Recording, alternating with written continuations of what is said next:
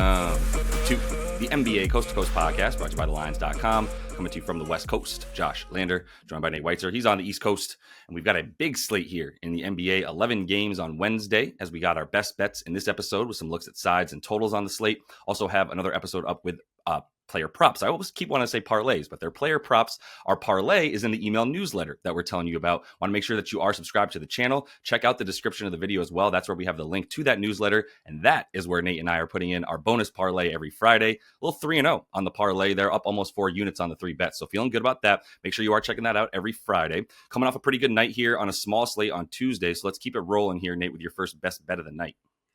Another Portland Trailblazers under, and yes, they're hosting the Grizzlies, which is a little scary, but that's also why we're at 236.5. It's just too high for a home game for Portland. Too high when the Grizz are going to be missing Ja, maybe Pippen Jr. again, maybe Aldama. But I mean, the Grizzlies just went off against Sacramento, very high total there. That's just insane 3-point shooting, 46% combined for the teams. Desmond Bain 7 for 7. On his own. Teams are shooting 29% in Portland from deep post All-Star break, 43% from the floor, scoring 105 a game. The Blazers have a streak. Their last 8 home games are 103 defensive rating. Games have averaged 216, pace is 98. The Grizz are actually playing at a 98 pace their last 4 without Ja, and somehow scoring 8 more points per game because this is small sample theater. First 2 games were against the Spurs and the Hawks, who just do not play defense. So, of course, they scored a bunch there regardless. I really hope Kamara plays. He is legit questionable here for the Blazers, and it would be nice to have to stick him on Bane and then assure some regression after Bane goes off there in that last one. But I think the Blazers still have a lot of good wing athletes, a lot of young guys who try really hard and are not going to be giving up on defense. And that's why, the spread is where it's at, like relatively close, because this is not one of the young tanking teams. This is one of the young try hard teams. Jeremy Grant is out, which is going to hurt their offense for sure. And again, the defense just in March, regardless of where they're playing, 3rd protecting the rim, 3rd on corner threes, 5th in mid-range. The above the break 3D is bad on the road. At home, it's still 4th best, 30%. And that's where Memphis is going to try to hit. And a streak for them of 11 straight above average defensive rating games, aside from Golden State, Boston, and Cleveland, which, what do those have in common? They're title contenders. And those were all on the road, by the way. And even with that, Golden State's the only game that's gone over this total in their last 8. They're also on a little bit of a rest disadvantage, and they are 8-3-1 to the under by 7 points per game, the Blazers, when they have a rest disadvantage. Yeah, no, I'm with it. Like you said, I would also love for Tumani to play. So I as long as he's out there, gonna like that as well. For Memphis, and in terms of the pace, without Ja, there's clearly there's going to be a big difference here, and that shooting versus sack is not something that I expect to continue for Memphis either. And Portland isn't a team that you have to worry about. So that's the gist of it. I just summarized it for everyone with you, but I totally agree. So let me go over to San Antonio. I'm going to take a Knicks Spurs under. And before you turn off the show here because you're worried that I'm taking a Spurs under, market agrees with me. I was ready to go with it before I saw the 2 points drop it down from 229.5 to 227. But this really comes down to the Knicks as much as anything, really. I mean, without Jalen Brunson, this is just a completely different team.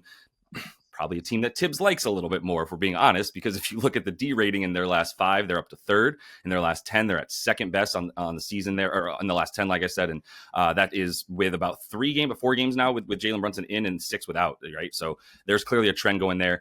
24th in offensive rating in their last 10 and 20th in their last 5, all without JB. Couple of numbers that stand out without Jalen Brunson on the season. The offensive rating drops to 115 without him. That's pretty much the same as his on-off numbers as well. The defensive rating goes from 116 with him to 105.7 without him. And I would just heed caution to anybody who is systematically just playing opposing like primary ball handlers and pick and roll players against the Knicks.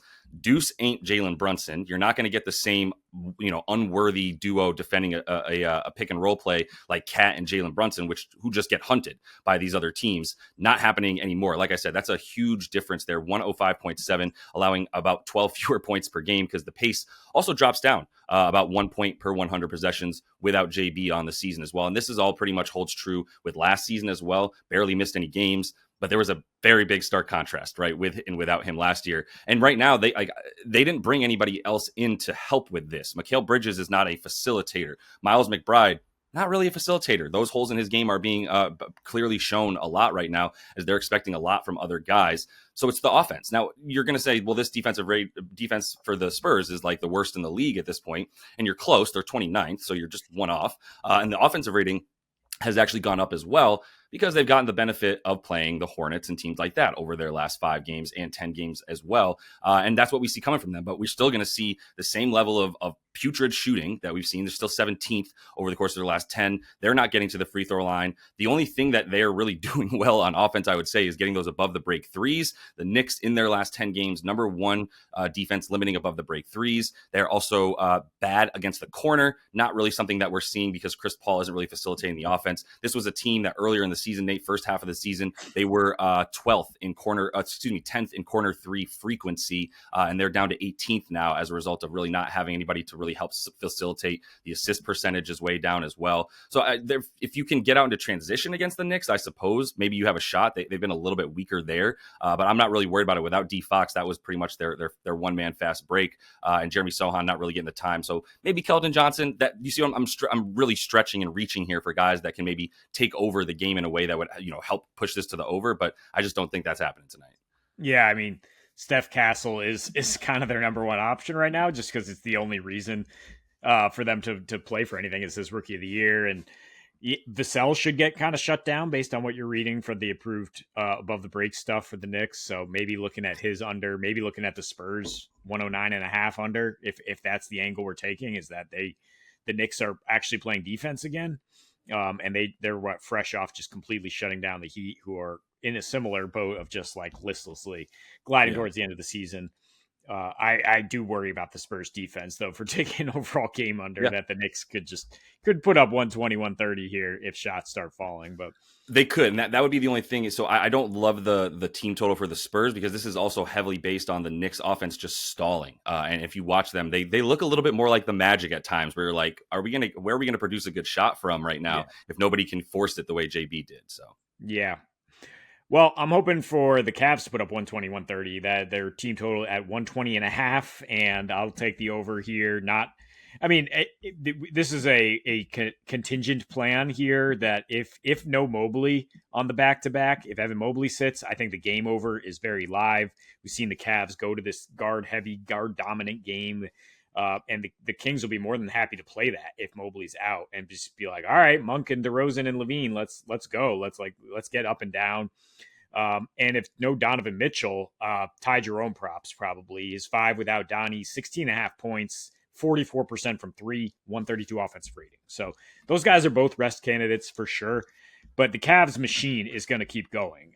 And with no Sabonis, I think the Kings defense is in a lot of trouble here. Joe Val, probably not long for this game, even though, I mean, if he's not out there to box out Jared Allen, then that's a problem in itself. But like, they're going to get him in a turnstile in rotation, right? The Kings have allowed 130 plus in consecutive games without Sabonis because Joe Val has his limitations defensively, and that was against your Knicks, who you just mentioned how much they've been struggling offensively. The Cavs do not struggle. They do not drop off on back-to-backs either. They average 124 a game, shoot 42% from deep on back-to-backs.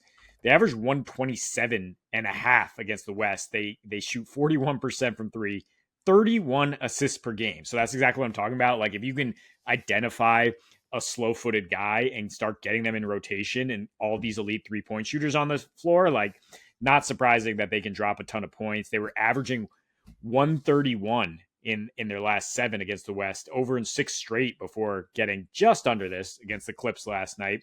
And that was just due to a slow second half, right? I mean, they started plenty hot.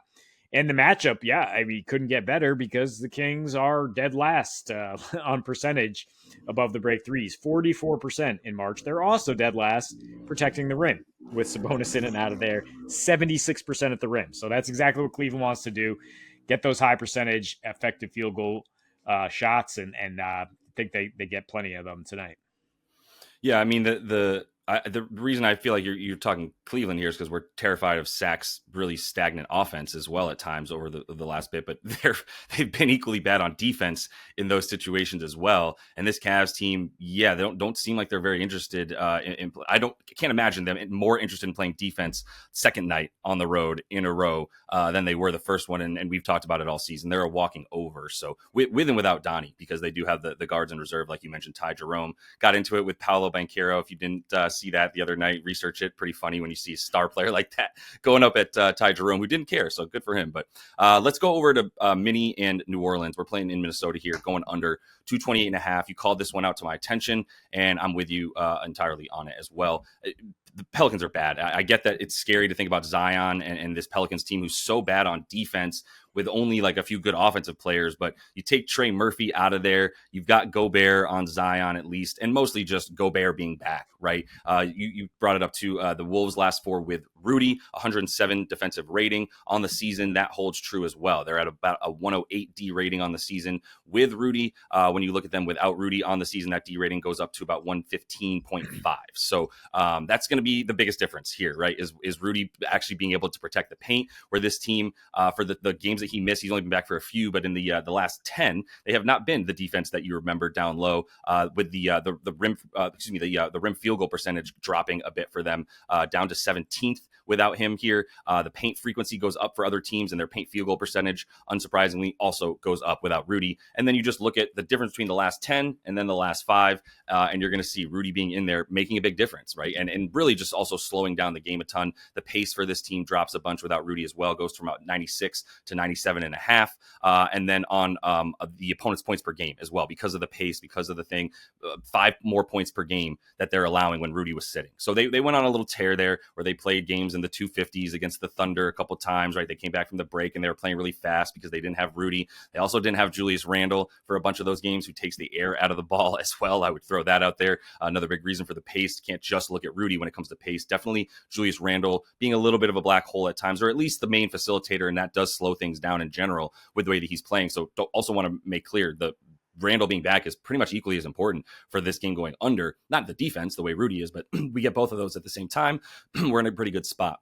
If you are the Pelicans, you've got Zion and Zion and Zion, and if he can't do it all, then you're kind of in trouble, because the only things that this team is doing well are the things that Zion does well. They have the number one rim frequency over their last 5 and their last 10 games, because we haven't seen Zion take very many breaks. And this team, like I said, for Minnie, finally have Rudy back. That's huge. Everything else, Nate, is bottom 5. When you're talking about mid-range, above the break, corner 3, and this is all frequency. This is not even just like field goal percentage or amount of makes. This is the amount that they're getting into the paint, getting the ball not in the paint, but outside, getting jump shots off. And now you lose your best jump shooter in Trey Murphy, who already was just completely hurt and diminished by the fact that he didn't have an offense around him to help take guys away from him. Now you got a Wolves defense that is limiting the spot up. If Zion wants to get his, I imagine that there's going to be a few possessions. Maybe he's able to get 25, 26 points in his 28, 30 minutes, but I just don't see anybody else handling things. And they're going to focus on him enough that, like, maybe the assist, but he's going to have some trouble getting to the rim with one guy that's smaller on him out top, and then Rudy just playing that weight and free safety defense. So love the under here that you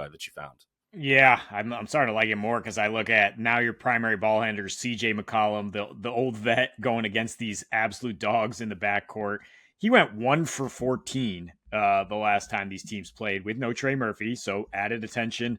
The Pels shot, right, they had 97 points and they shot 29% from 3. Like, we are counting on the Minnesota defense carrying this under.